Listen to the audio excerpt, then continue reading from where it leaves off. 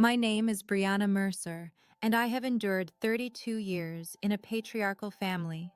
3 weeks ago, after parents passed, my brother kicked me out of the house.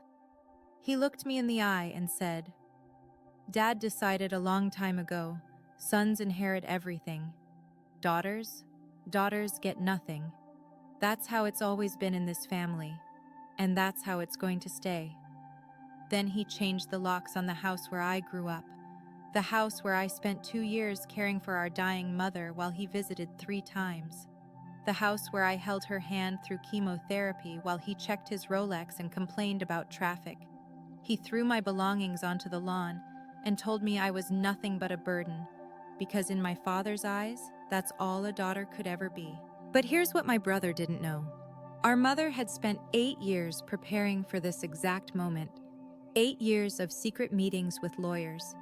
8 years of building something he couldn't touch. Before I tell you what happened at the will reading, please take a moment to like and subscribe, but only if this story resonates with you. Where are you watching from right now? Drop your location and local time in the comments. Now let me tell you how a worthless daughter ended up with everything. To understand what Marcus did, you need to understand the Mercer family. My father, Robert Mercer, built his life around one unshakable belief: sons carry the family forward. Daughters, they marry well and disappear into someone else's name. He wasn't cruel about it, not overtly. He just allocated his attention accordingly. He was a contractor, successful enough to buy us a 4-bedroom colonial in the Connecticut suburbs, nice neighborhood, good schools, a workshop in the garage where he spent weekends with Marcus, teaching him to build things while I helped Mom in the kitchen. My mother, Linda, was the quiet center of our home. She kept a lavender garden in the backyard that she tended every morning. She had this way of smoothing over my father's sharper edges, of making his dismissals feel less personal. Marcus, 6 years older than me, absorbed Dad's worldview like scripture. When he graduated, Dad paid for his business degree at UConn. When Marcus wanted to get into real estate, Dad connected him with every contractor and developer he knew. When I wanted to go to nursing school, Dad said, "Girls don't need expensive educations. You'll get married anyway." I got scholarships. I worked double shifts at a diner. I paid my own way. And I remember, this was 8 years ago, my mother pulling me aside one evening after another dinner, where Dad praised Marcus's first big sale while barely acknowledging my acceptance into the program. "I've taken care of you," she whispered, squeezing my hand. "You won't understand now." But I have. I didn't know what she meant. I thought it was just something mothers say. I had no idea she'd spent that afternoon with a lawyer named Evelyn Cole, signing papers that would change everything. 2 years ago, Mom was diagnosed with stage 3 breast cancer. I still remember the call. I was halfway through a shift at Maplewood Senior Living when my phone buzzed with Dad's number. He never called me at work. He barely called me at all. "Your mother's sick," he said. "You need to come home." Not, "We need you," just, "You need to come home." Like it was my job. Like it had always been my job. I moved back within the week. I requested night shifts so I could be with Mom during the day. Chemotherapy appointments, radiation sessions, the slow deterioration that cancer brings. My paycheck dropped by 20%, but I didn't care. This was my mother. Marcus visited 3 times in 2 years. 3. Each visit lasted less than an hour. He'd sweep in wearing his Hugo Boss suits, kiss Mom's forehead, check his Rolex, and leave. Victoria, his wife, came once and spent the entire time photographing the house for memories while barely looking at Mom. Dad never acknowledged what I was doing. In his mind, this was simply what daughters did. But Mom knew. She started meeting with someone once a month. A lawyer, she said, for insurance paperwork. I'd drive her to an office in Hartford, wait in the car, and drive her home. She always seemed lighter afterward, like she'd set something down she'd been carrying too long. "You're such a good girl," she told me one night when I was helping her into bed. "Whatever happens, Brianna, remember that you did everything right. You showed up. That matters more than anyone knows." I thought she was talking about the cancer. She wasn't. Let me tell you about my brother and his wife. Marcus and Victoria lived in Greenwich, a 5-bedroom house in a neighborhood where the mailboxes probably cost more than my car. Victoria called herself a socialite, which as far as I could tell meant she attended gallery openings and posted photos of her Chanel bags on Instagram. She looked at me like I was something that needed to be cleaned up. Actually, no. She looked at me like she didn't see me at all. I was staff, background noise. "Brianna," she said at Thanksgiving 2 years ago, the last one with Mom well enough to cook, "have you ever thought about doing something with more upward mobility? You can't wipe old people's bottoms forever." Mom's hand tightened on her fork. "I'm a registered nurse," I said quietly. "I help people." Victoria's laugh was a delicate, dismissive thing. "Of course you do." But the moment that stayed with me came later that night. I'd gone to the kitchen for water and heard Marcus and Victoria in the hallway. "Don't worry about her," Marcus said. "Dad's already promised everything to me. Has been for years. She's not getting anything. She's just here to play nurse until Mom's gone. Then she can disappear back into whatever sad little life she has." "Good," Victoria whispered back. "We need this, Marcus. We really need this." I stood frozen behind the kitchen door, water glass in hand. Something was wrong. I didn't know what. But the desperation in Victoria's voice didn't match the Greenwich lifestyle. The designer clothes, the casual superiority. I went back to bed and told myself it didn't matter. I had no idea how much it would. 6 weeks ago, my mother was declared cancer-free. I remember crying in the oncologist's office. 2 years of fear, of watching her shrink and pale and fight. And she'd won. We went out for lunch at her favorite cafe, and she ordered a glass of champagne for the first time since her diagnosis. "I want to visit my mother," she said, meaning Grandma Eleanor, who lived at an assisted living facility in Connecticut. "Your father's been promising to drive me for months." 4 weeks ago, they finally went. They never came back. A truck driver fell asleep on I-95. The police said it was instant.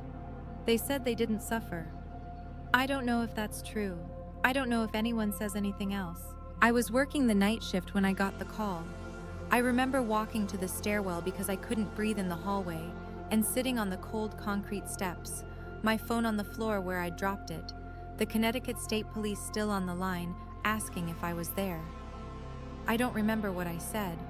I don't remember driving home.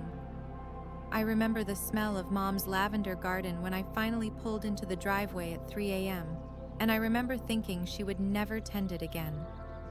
The funeral was 4 days later, St. Andrew's Episcopal, the church where my parents got married. 80 people came. Marcus gave the eulogy. He talked about Dad for 7 minutes. He mentioned Mom's name twice. And before the reception ended, while I was still accepting condolences from people who remembered my mother far better than my brother seemed to, Marcus pulled me aside. "We need to talk," he said, "about the house." The funeral flowers were still fresh when my brother informed me I no longer had a home. "You need to clear out your things by the end of the week," Marcus said, his voice low enough that the other mourners couldn't hear. We were standing in the church vestibule, the stained glass casting colored shadows across his face. "The house is mine now. Dad made that clear years ago." I stared at him. My black dress still had a tissue tucked in the sleeve from crying during the service. "Marcus, we haven't even read the will yet. The will is just a formality." He straightened his tie. "Hermes," I noticed absently. "You know how Dad felt. Sons inherit. That's how it's always been. You should be grateful I'm giving you a week." "Grateful?" The word came out strangled. "Look," he softened his voice into something that might have sounded reasonable to anyone who didn't know him. "I understand this is hard. You've been living there, taking care of things. But that was your choice. You could have had a real career, a real life. Instead, you chose to play nurse. That's not my fault." Behind him, Victoria was checking her phone, already bored. "That's not... Marcus, I took care of Mom for 2 years, while you..." "While I what?" His eyes went hard. While I built something? While I made something of myself? Don't pretend wiping bedpans is the same as running a business, Brianna. We both know what you are. He stepped back, adjusting his cuffs. 1 week, he said. Then I'm changing the locks. I watched him walk back to Victoria, watched her lean in and smile, watched them leave without saying goodbye to anyone. That was Monday. He didn't even wait a week. Wednesday evening, 2 days after the funeral. I came home from work at 7 p.m., exhausted in a way that had nothing to do with the shift. Grief does that, makes everything feel like you're moving through water. My key didn't work. I tried again, confused, thinking maybe the cold had warped something. But no, the lock had been changed. The deadbolt, too. I walked around to the garage. My things, my clothes, my books, Mom's recipe box that she'd given me, everything I owned, had been thrown into cardboard moving boxes and stacked against the wall. Rain from the afternoon had soaked through 2 of them. My nursing school diploma was warped and wet. Through the window, I could see Victoria walking through the living room, a glass of wine in her hand, laughing at something on her phone. She saw me watching. She smiled, lifted her glass in a little toast, and walked away. I called Marcus. He answered on the second ring, like he'd been waiting.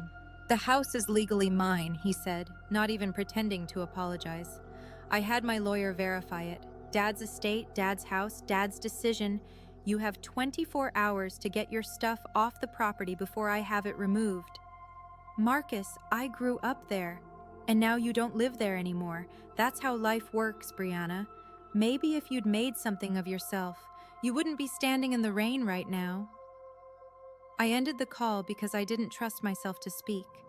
I sat down on the wet grass, next to the boxes of my ruined belongings, and held the one thing that hadn't been damaged, Mom's Timex watch, tucked safely in my pocket since the hospital returned her personal effects. That's when I found the letter. The letter was in a box of Mom's things, items Marcus must have assumed were junk, her gardening gloves, a few old photographs, and a cream-colored envelope with my name written in her handwriting. "For Brianna, when the time comes." I didn't open it on that lawn. I couldn't. Instead, I called the only person I could think of, Diane Foster, the head nurse at Maplewood, who'd been something like a mentor to me for 3 years. She arrived in her Honda Odyssey within 30 minutes. "Get in," she said, not asking questions. "You're staying with me tonight, and tomorrow, and as long as you need." Her apartment was small, 2 bedrooms in a Hartford complex that had seen better days, but it was warm and dry. And when she handed me a cup of tea and a blanket, I finally let myself cry. Later, when I could breathe again, I opened Mom's letter. Her handwriting was shaky. She must have written it during chemo, when her hands trembled constantly. "My darling Brianna, if you're reading this, then what I feared has happened. Your father and your brother have shown you exactly who they are. I want you to know, I saw it. I always saw it. And I couldn't change your father. God knows I tried. But I could protect you. Contact Evelyn Cole at Harrison & Cole in Hartford. She has everything you need. All the papers, all the arrangements. Everything I couldn't give you while I was alive. You are not a burden. You never were. You are the best thing I ever did. I love you more than lavender and sunshine and every good thing, Mom." I read it 3 times before the words made sense. Then I called the number she'd written at the bottom. Harrison & Cole occupied a brownstone in downtown Hartford, the kind of old money building with brass nameplates and hardwood floors that creaked with history. I felt underdressed in my clean scrubs, but Evelyn Cole's assistant just smiled and led me to a corner office lined with law books and soft afternoon light. Evelyn was not what I expected. Late 50s, silver hair swept into an elegant twist, wearing a charcoal Armani suit. But her eyes were warm when she shook my hand. "Brianna," she said, "I've been waiting for your call. Your mother spoke about you constantly." That almost broke me right there. I swallowed. "She left me a letter. She said you had papers?" Evelyn gestured to a chair. I do. Your mother and I worked together for 8 years, Brianna. She was one of the most deliberate people I've ever represented. 8 years? That was the same time frame Mom had whispered about when I was accepted into nursing school. Your mother knew your father's intentions, Evelyn said carefully.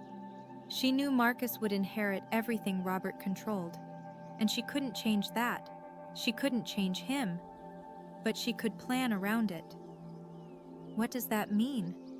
Evelyn folded her hands. It means your mother made arrangements that exist entirely outside your father's estate.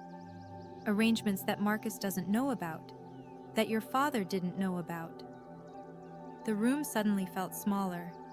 What kind of arrangements? The kind you'll learn about at the formal will reading next week.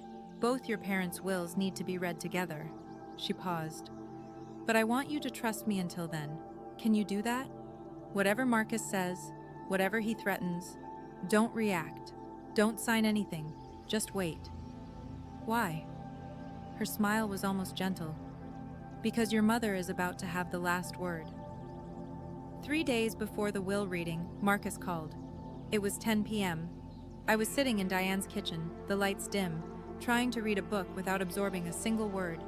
His name on my phone screen made my stomach clench. Brianna. His voice was friendly, which was somehow worse than hostile. I've been thinking, this situation, us being at odds, it's not good for anyone. You kicked me out of my home 2 days after our parents' funeral, Marcus. I know. I could have handled it better. He actually sounded apologetic. That's why I'm calling. I want to make this right. I waited. I've drawn up a simple agreement, he continued. You sign away any claim to contest the estate, and in exchange, I give you $10,000. Cash. Enough to get yourself settled somewhere nice. $10,000. For a lifetime of being told I was less. For 2 years of caring for our mother while he visited 3 times. For every dismissal, every slight, every moment Marcus and my father made me feel like I was taking up space that should have belonged to someone worthier. No. Brianna, be reasonable. You're not going to win anything in probate. Dad's will is clear. All you'll do is spend money on lawyers and drag this out for months. Take the money. Start over. I said no, Marcus. I'll see you at the will reading. His voice hardened instantly. You're making a mistake. You know that, right? You're going to walk out of that room with nothing. Less than nothing. And you'll wish you'd taken this offer. Then that's my choice to make. Fine. He practically spat the word. But remember, I tried to be generous. What happens next is on you. The line went dead. I set down the phone with shaking hands. Then I did exactly what Evelyn told me to do. I waited. I have to pause here and ask you something. Have you ever been pressured to sign something by family?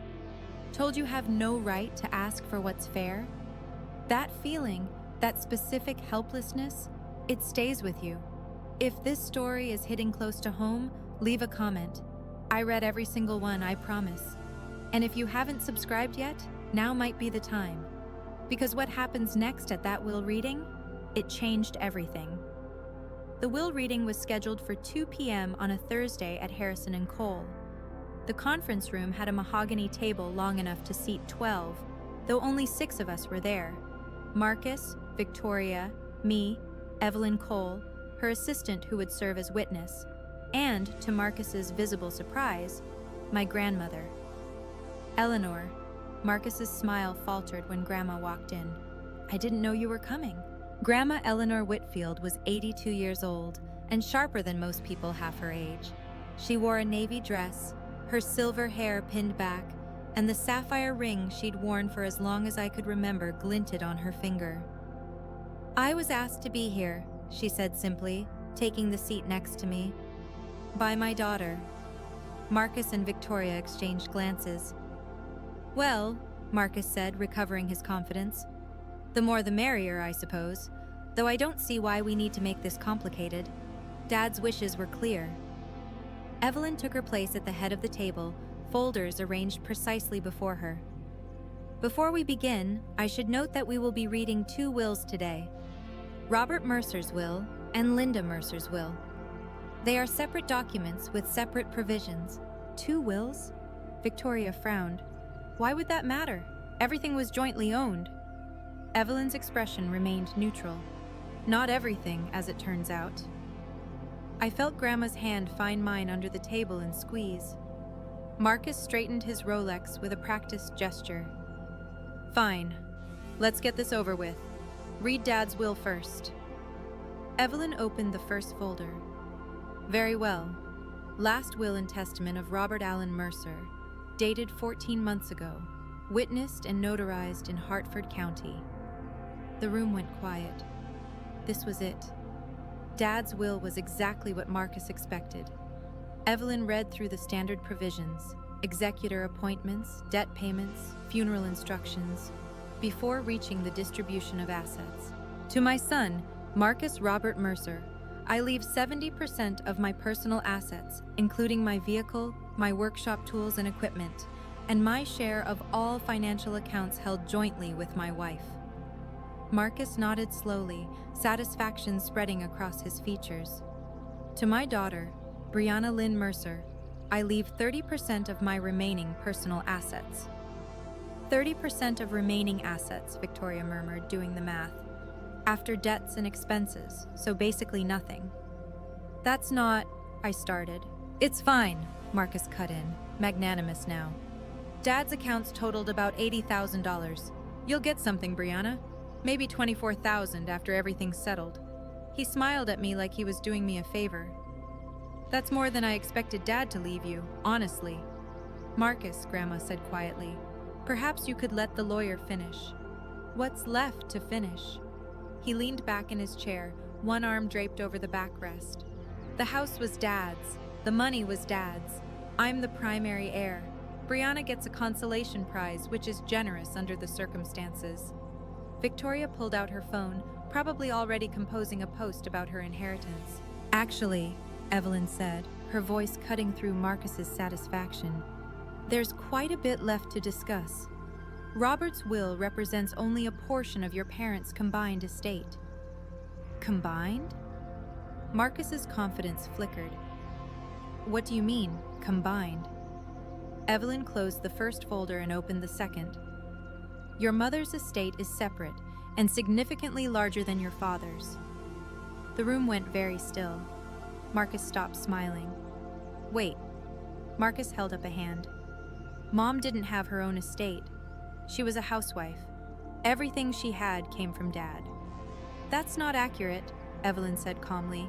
It is accurate. I know my own family. Marcus stood up as if the height would give him authority. Whatever you're about to read, whatever little savings account Mom might have had, it doesn't change anything. Dad made his wishes clear for decades. The son inherits. The daughter takes what she's given and is grateful for it. He turned to me, and the venom was back. This is what I was trying to spare you, Brianna. This embarrassment. You're sitting here hoping Mom left you something. What, her jewelry? Her recipe cards? It doesn't matter. The house is still Dad's. The real money is still Dad's. And you're still the same person you've always been. Marcus, Grandma said, her voice low with warning. He ignored her. I hope you enjoy being homeless, Brianna, because I made sure you have nothing to fall back on. No home, no family support, nothing. Maybe next time you'll think twice before... Mr. Mercer, Evelyn's voice was steel. Sit down. The command was so unexpected that Marcus actually obeyed, dropping back into his chair. I understand you have opinions about how your parents' assets should be distributed, Evelyn continued. But this is a legal proceeding, not a family argument. Your mother's will contains specific provisions that supersede your assumptions. If you interrupt again, I will ask you to leave and receive the information in writing. Victoria grabbed Marcus's arm, whispering something urgent. He sat back, jaw tight. Evelyn picked up the second folder. And now, she said, we address the matter of Linda Mercer's estate, including the final section your mother specifically asked me to read aloud. For one terrible moment, I doubted everything. Marcus's words echoed in my head. Mom was a housewife. Everything she had came from Dad. What if he was right? What if the letter, the lawyer, the promises, what if it was all just a mother trying to comfort a daughter she knew would be left behind? I looked down at the Timex watch on my wrist. Mom's watch. The leather was cracked, the face scratched from years of wear. She could have afforded something nicer, I knew that now. But she wore this one every day until the day she died. What did she really leave me? Victoria was whispering to Marcus, her manicured nails tapping against the table. She probably just has some life insurance or something. A few $1,000s. Nothing that changes our situation. Our situation. The phrase caught my attention. What situation? Grandma's hand was still in mine under the table. I felt her squeeze again, firmer this time, as if she could sense my wavering. "Brianna," she murmured, so quietly only I could hear. "Your mother was the smartest woman I ever raised. Trust her." I looked at Evelyn, who was watching me with an expression I couldn't quite read. Patient. Almost anticipatory. "I'm ready," I said. Marcus snorted. "Ready for disappointment." Victoria laughed. Evelyn ignored them both. She opened the folder and removed several documents. I could see official seals, notarized stamps, pages dense with legal text. "Last will and testament of Linda Eleanor Mercer," she began. "Updated 18 months ago, witnessed by myself and a notary public of Hartford County. The testator was evaluated by Dr. Sarah Hammond, a board-certified psychiatrist, and declared fully competent to execute this document." She looked directly at Marcus. "The first item is a letter Mrs. Mercer requested I read aloud to all present." Marcus shifted in his seat. 18 months ago? Mom was in the middle of chemo 18 months ago. Her judgment was compromised. "I anticipated that concern," Evelyn replied, her tone even. "Which is why I have Dr. Hammond's written evaluation confirming your mother's full cognitive capacity at the time of signing. I also have video documentation of the signing itself." She produced a USB drive and set it on the table. "Your mother wanted no ambiguity. She recorded herself explaining every decision in this document. The video is 32 minutes long and available for review if anyone wishes to contest her competency." Victoria's phone had stopped moving. She stared at the USB drive like it might bite her. "That's..." Marcus swallowed. "That's very thorough." "Your mother was a thorough woman." Evelyn's lips curved, just slightly. "Now, the letter." She lifted a single page, handwritten on cream-colored stationery. I recognized the paper. Mom had a box of it in her desk, the expensive kind she used for important correspondence. "To my children," Evelyn read, her voice clear and measured. "If you are hearing this letter, then I am gone, and the moment I dreaded has arrived." My throat tightened. "I love you both. I want you to know that first. But love does not make me blind." Marcus went very still. "For 35 years, I watched your father favor Marcus in ways he didn't even recognize as favoritism. It was simply how he saw the world. Sons matter, daughters serve. I couldn't change him. Believe me, I tried." Evelyn paused, looking up at us. "There's more," she said. "But perhaps I should continue after everyone has had a moment." "Keep reading," Marcus said tightly. Evelyn nodded, and I braced myself. Evelyn continued reading, and my mother's voice seemed to fill the room. "When Brianna was born, Robert said, 'Maybe next time we'll have another boy.' I held my daughter in my arms and promised her silently that she would never be next time to me. I watched her grow up working twice as hard for half the acknowledgement. I watched her pay her own way through nursing school while Marcus received every advantage. I watched her come home to care for me during the worst 2 years of my life, changing my sheets when I was too sick to move, holding my hand during chemotherapy, singing me the songs I sang to her as a baby. Marcus visited 3 times in 2 years. I do not write this to condemn my son, but I write it to explain why I made the choices I did. The assets I leave to Brianna are not a reward. They are not favoritism. They are the balance I could not provide while I was alive. They are what she was always owed. Victoria made a small, strangled sound. If Marcus is hearing this and feels angry, I understand. But I ask him to consider, why does he feel entitled to everything? Who taught him that? And what did he do to earn it, other than being born male? Marcus's face had gone pale. Evelyn looked up. The letter concludes with, "Brianna, my darling girl, you were never a burden. You were my heart. Live well, be happy, and never let anyone tell you that you don't deserve every good thing. With all my love, forever, Mom." The silence was absolute. I couldn't speak. I couldn't breathe. Grandma pressed a tissue into my hand.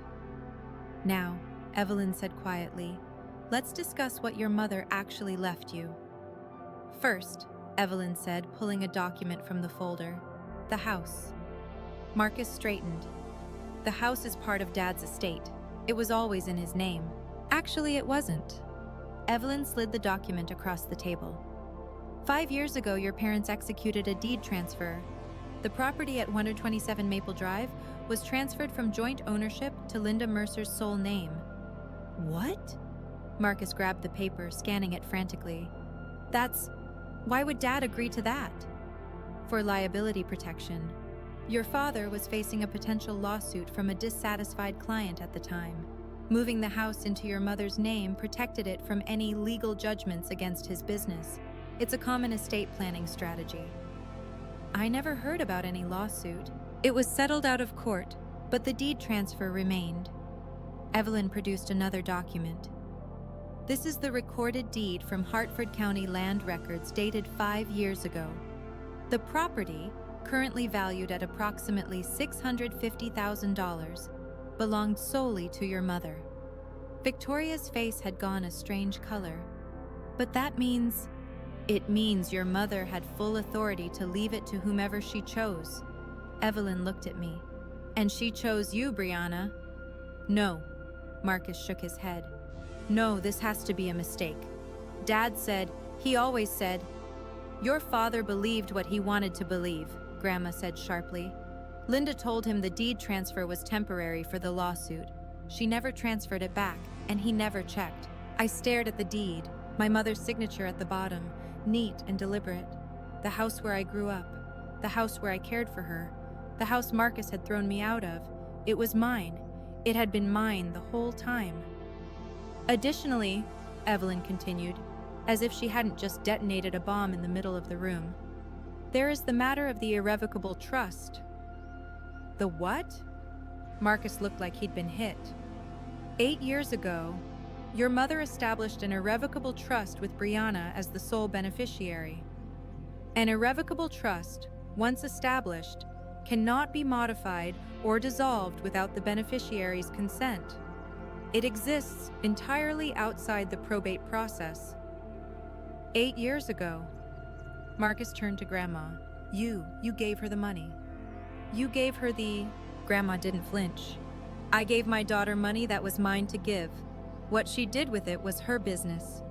"The trust was funded with a $400,000 gift from Mrs. Whitfield," Evelyn confirmed.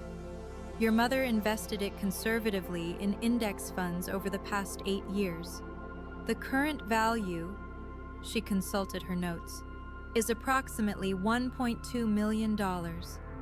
Victoria made a sound like she'd been punched.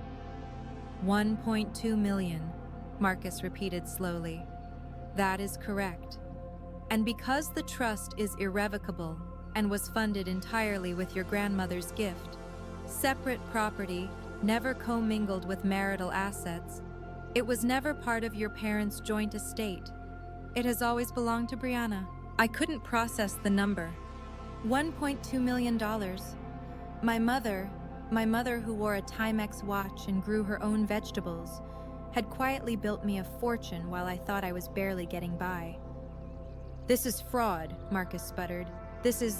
Dad didn't know about this. He would never have..."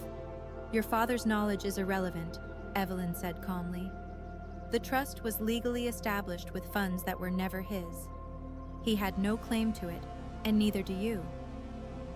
The USB drive sat on the table, untouched. 32 minutes of my mother, explaining why she'd done what she did. "There is one final asset," Evelyn said. Marcus looked like he might be sick.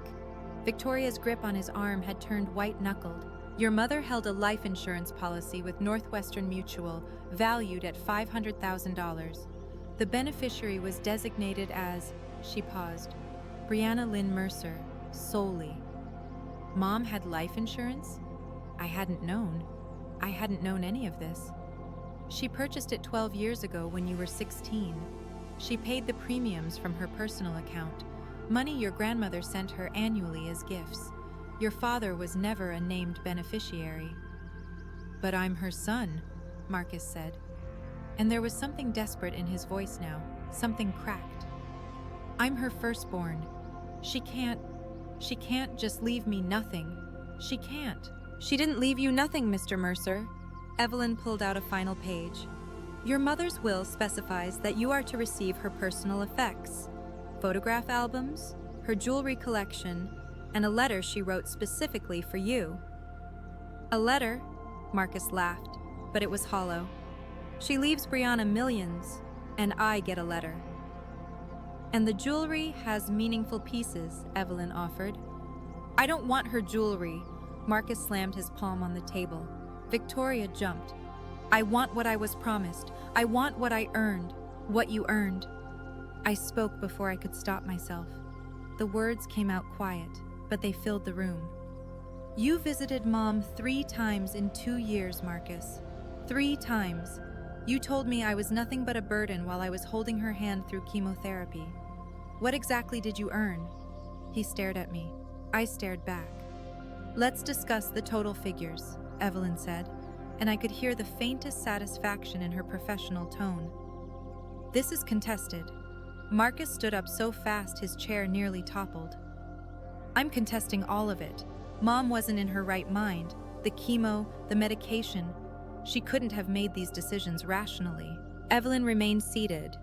"As I mentioned, your mother underwent a cognitive evaluation by Dr. Sarah Hammond, a board-certified psychiatrist unaffiliated with her medical treatment. The evaluation concluded that Mrs. Mercer was fully competent and understood the nature and consequences of her decisions. Psychiatrists can be wrong. Additionally, the signing of her will was recorded on video." Evelyn tapped the USB drive. "In it, your mother clearly articulates her reasons for each bequest. She also directly addresses the possibility that you might contest and explains why such a contest would fail." Marcus's jaw worked.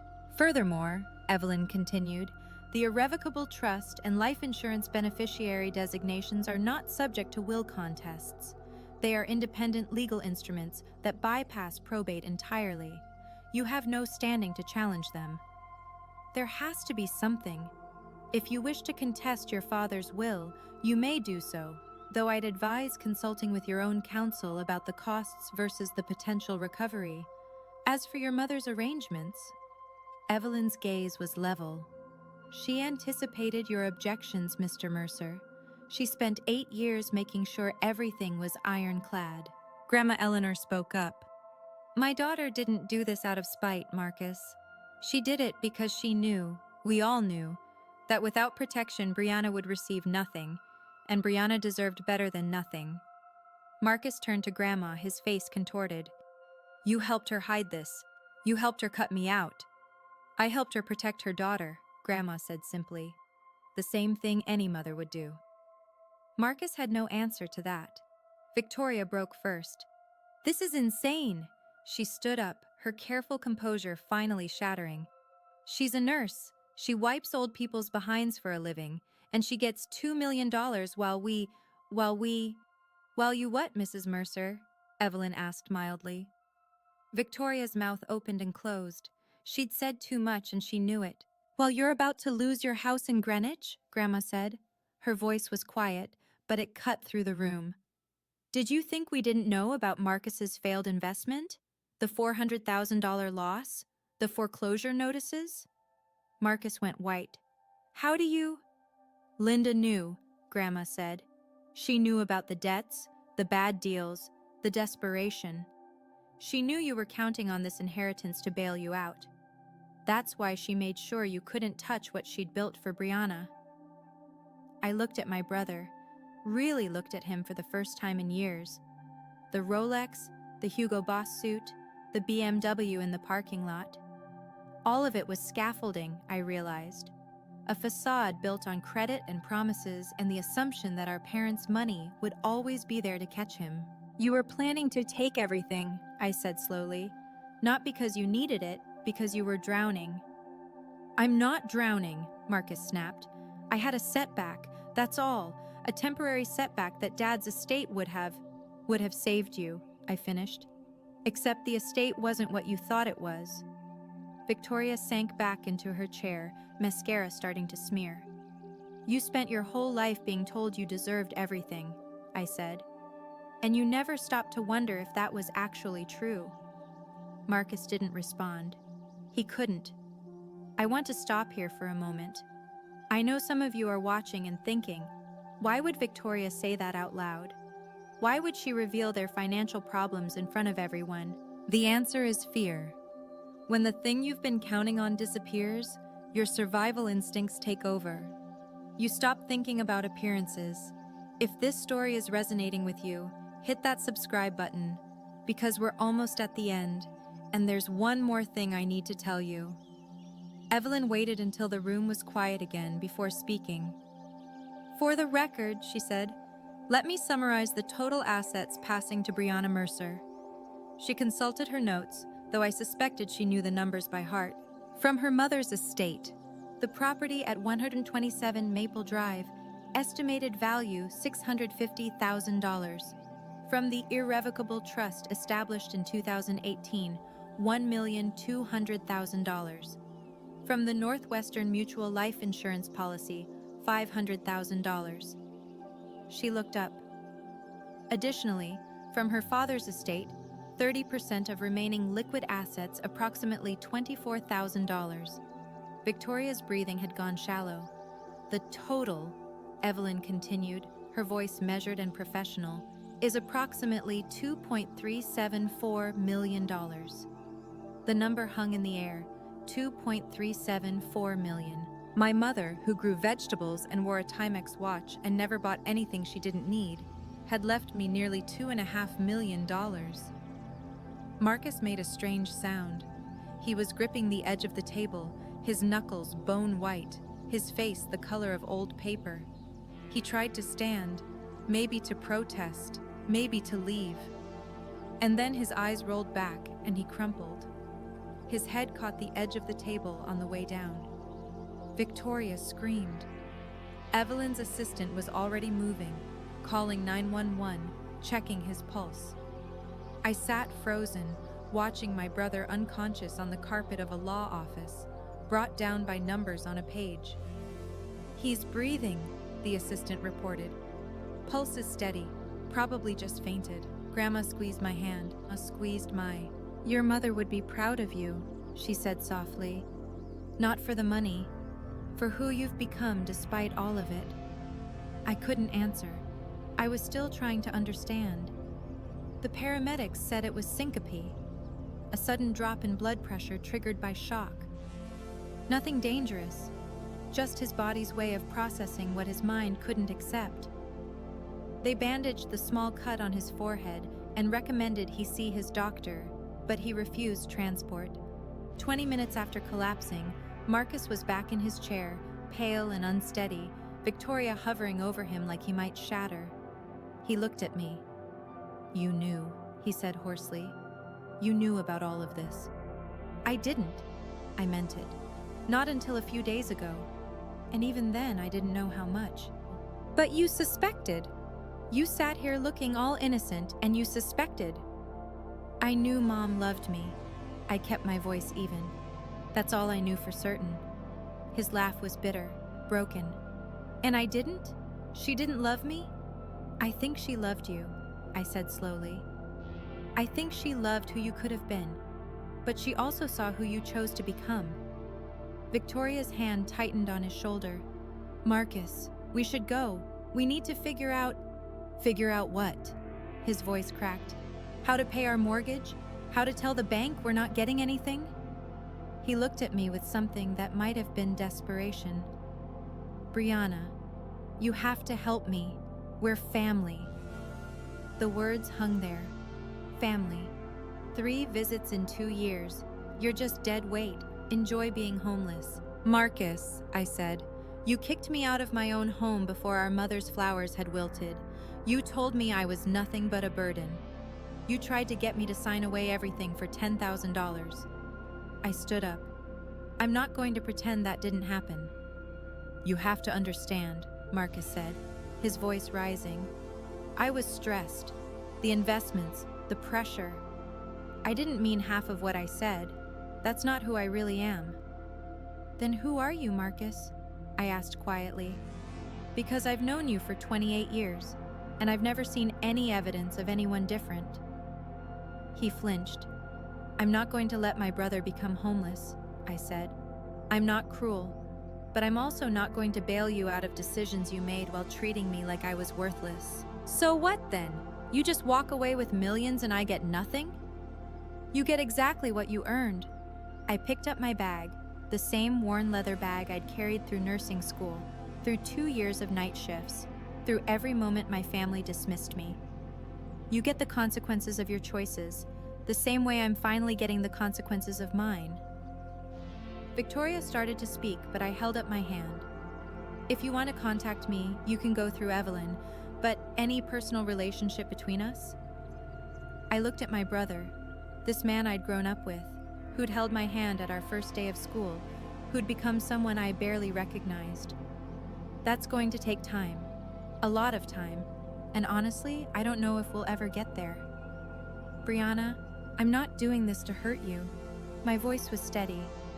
I'm doing it because I finally understand something Mom tried to teach me. I don't have to accept treatment that I wouldn't give to someone else. I walked toward the door. Mom loved you, I said over my shoulder, but she loved me enough to protect me from you. That's the difference. I didn't wait for him to respond. Grandma followed me out to the hallway. Wait, she said, catching my arm. I have something for you. She reached into her purse and withdrew a small velvet box, navy blue, worn soft at the corners. Your mother wanted you to have this. She asked me to give it to you after the reading. Inside was her sapphire ring, the one Grandma had worn as long as I could remember, the one I'd admired since I was a little girl. Grandma, I can't. This is yours. It was mine, she corrected gently. I gave it to your mother on her wedding day, and she gave it back when she knew she was dying, so I could give it to you when the time was right. I slid it onto my finger. It fit perfectly. There's something else you should know, Grandma said. Something even your mother didn't put in the will. I looked up. Linda wanted to leave your father, years ago before you were born. But then she got pregnant with Marcus and she stayed. She stayed for you kids. I never knew. No one did. She made the best of it. But she always regretted that she couldn't give you a different childhood. Grandma's eyes were bright with unshed tears. The trust, the insurance, all of it. It was her way of giving you the freedom she never had. The freedom to walk away from people who don't value you. I hugged her, this tiny woman who had helped my mother plan for 8 years to give me a future. Thank you, I whispered. Don't thank me, she said. Just live well. That's all your mother ever wanted. Behind us, I heard Marcus and Victoria finally leaving, their voices low and strained. I didn't look back. 1 month later, I sat in the office of a financial advisor in Hartford, someone Evelyn had recommended, a woman with 20 years of experience and no interest in getting rich off my inexperience. Here's my recommendation, she said, sliding a document across the desk. We keep the trust invested.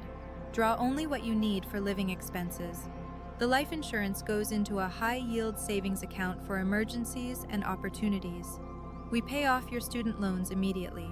That's about $42,000. And you keep working. Keep working? I'd expected her to suggest I retire, travel, do something extravagant. You love your job, she said simply. Money shouldn't change who you are. It should just give you options. So that's what I did. I paid off my loans, a debt I'd been chipping away at for 6 years, gone in a single transaction. I kept my position at Maplewood, though I switched to day shifts now that I didn't need the night differential. I stayed with Diane for another month while I figured out what to do about the house. Because the house was complicated. It was where I'd cared for Mom, where I'd been thrown out like garbage, where Marcus and Victoria had drunk wine while my belongings soaked in the rain. It was also the place where Mom had grown her lavender garden, where she'd tucked me in at night, where she'd quietly met with lawyers and built a future I never knew existed. I wasn't ready to live there, not yet, but I wasn't ready to sell it either. Rent it, Diane suggested one evening. Let it pay for itself while you figure things out. There's no rush. She was right. For the first time in my life, there was no rush. I had time now. Mom had given me that. 3 months after the will reading, Grandma called me with news. Marcus had to sell the Greenwich house, she said. Victoria filed for divorce last week. I was at work, on my break, sitting in the same stairwell where I'd learned our parents were dead. Strange how places accumulate moments. How do you know? His listing showed up on Zillow, and Victoria's Instagram is very forthcoming. Grandma's tone was dry. She's already rebranding herself as a survivor of narcissistic financial abuse. Direct quote. I almost laughed. Almost. Is he okay? Define okay, Grandma sighed. He's living in an apartment in Bridgeport, still working in real estate, but not at his old firm. I don't think anyone's inviting him to the Greenwich cocktail parties anymore. The version of me from 3 months ago might have felt some satisfaction. The new version, the one who'd had time to process, to grieve, to heal, just felt tired. I don't wish him harm, I said. I know you don't. That's the difference between you and him. Did Mom know? About the debts, the financial trouble? She suspected. That's partly why she did what she did. She knew if there was money available, Marcus would find a way to take it. Not because he's evil, but because he was raised to believe he was owed it. I thought about my brother, alone in a Bridgeport apartment, his wife gone, his lifestyle collapsed. I thought about the boy who used to chase me around the backyard, who let me ride on his shoulders at parades. I didn't know where that boy had gone, but I knew I couldn't save him. I'm going to the house this weekend, I told Grandma. First time since everything. Do you want company? Yeah, I think I do. The lavender garden had survived the winter. Not all of it. Some of the plants had gone brown and brittle. But there, in the early April sunlight, I could see new green shoots pushing up through the soil. Life, stubborn and persistent, refusing to give up. Grandma stood beside me, her arm linked through mine. She planted this garden the year you were born, she said. Did you know that? I didn't. I'd always assumed it was just something Mom enjoyed, not something with meaning. She said lavender was for protection, for purification. She wanted good things to grow around you. I walked through the back door. My key worked perfectly now. I'd had the locks changed weeks ago, and stood in the kitchen where I'd made Mom countless cups of tea, where I'd held her hand through nausea and fear. The house was quiet. Marcus had left it relatively clean when he'd moved out, either out of some remnant of shame or because he'd been too rushed to trash it. Mom's things were still here, her recipe cards in the drawer, her reading glasses on the nightstand, her robe hanging in the closet. I went to her bedroom and sat on the edge of the bed. On the nightstand was a small album I'd never seen before. Inside, photographs of me from infancy to adulthood. First steps, first day of school, nursing graduation, every milestone she'd witnessed. On the first page, in her careful handwriting, for my bravest girl. Grandma sat down beside me. She spent weeks putting that together, she said. During chemo, when she couldn't sleep, she said it was her way of counting the good things. I held the album to my chest and finally let myself cry. Not grief this time, gratitude. 6 months after that will reading, I enrolled in a nurse practitioner program. It was something I'd wanted for years, the chance to do more than bedside care, to diagnose and treat, to help patients in a deeper way. But the program was expensive, and between my student loans and my barely there savings, it had always seemed like a distant dream. Now I could afford it. I used money from the trust, following the plan my financial advisor laid out, enough for tuition and books, with the rest still growing quietly in the background. I kept working part-time at Maplewood because I wasn't ready to leave the patients I'd grown to love. Diane and I found an apartment together near the hospital, 2 bedrooms, a tiny balcony where I started growing lavender in pots. She said living alone was overrated anyway, and I said having a roommate meant someone to split streaming subscriptions with. We both knew it was more than that. Grandma called every Sunday. She'd tell me stories about Mom as a child, about their adventures before she met Dad, about the woman she was before life wore her down. I recorded the calls on my phone, building an archive of the mother I was still getting to know. And the house on Maple Drive? I rented it to a young family, a nurse actually from Maplewood, and her husband and 2 little girls.